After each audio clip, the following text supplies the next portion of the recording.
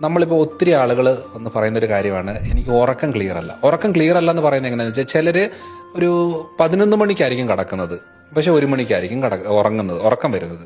ചിലർ പറയുന്നത് വെച്ചാൽ ഞാൻ 10-10:30 ആകുമ്പോഴേ കിടക്കും, 1 മണിയാകുമ്പോൾ എഴുന്നേക്കും, പിന്നെ ഒരു അരമണിക്കൂർ ഉറക്കം കാണത്തില്ല, പിന്നെ ഇടയ്ക്കൊന്ന് എപ്പോഴോ കിടന്നുറങ്ങും.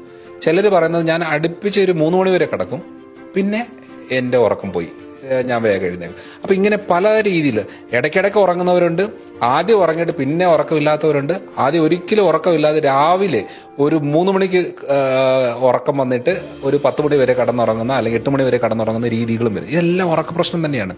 ഇതിൽ ആദ്യത്തെ കാര്യം എന്ന് പറയുന്നത് അസിഡിറ്റിയാണ്. വയറിന്റെ പ്രശ്നം ക്ലിയർ അല്ലെങ്കിൽ 100% ഉറക്കവും ക്ലിയർ ആവത്തില്ല. പിന്നെ മഗ്നീഷ്യം, വിറ്റമിൻ ഡി ഒക്കെ കുറഞ്ഞു കഴിഞ്ഞാൽ പോഷകക്കുറവ് ഉറക്കത്തെ ബാധിക്കും. സ്ട്രെസ് ലെവൽ കൂടിയാൽ അത് ഉറക്കത്തെ ബാധിക്കും. തൈറോയ്ഡ് വേരിയേഷൻ ഉണ്ടെങ്കിൽ അത് ഉറക്കത്തെ ബാധിക്കും. ഹോർമോണൽ വേരിയേഷൻ, പീരീഡ്സുമായിട്ട് ബന്ധപ്പെട്ട വേരിയേഷൻ ഉണ്ടെങ്കിൽ ഉറക്കത്തെ ബാധിക്കും. രക്തക്കുറവുണ്ടെങ്കിൽ ഉറക്കത്തെ ബാധിക്കും. അങ്ങനെ അതേപോലെ ഗ്ലൂക്കോസ് ലെവൽ ഹൈ ആണെങ്കിൽ, നമ്മൾ ഷുഗർ കണ്ടന്റ്, അതേപോലെ കോൺ സിറപ്പ്, അങ്ങനത്തെ രീതിയിൽ ഹൈ ഗ്ലൂക്കോസ് കണ്ടന്റ് ആണ് എടുക്കുന്നതെങ്കിൽ ബ്ലഡിൽ ഗ്ലൂക്കോസ് ലെവൽ കൂടിയാൽ ഉറക്കത്തെ ബാധിക്കും. അപ്പം നമ്മൾ കാരണം എന്താണെന്ന് കണ്ടുപിടിച്ചിട്ട് അത് ക്ലിയർ ആക്കിയാൽ ഉറക്കത്തിന് വെറുതെ മരുന്നെടുക്കേണ്ട ആവശ്യമില്ല.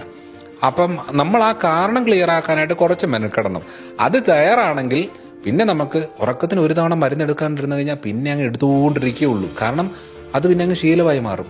പിന്നെ പലപ്പോഴും ഉറക്കത്തിന് മരുന്ന് രാവിലെ എഴുന്നേറ്റിട്ട് തൂങ്ങി നടക്കുന്ന ഒരു അവസ്ഥയിലേക്കും വരും. പിന്നെ അതൊരു അഡിക്ഷൻ ആയിട്ട് മാറും.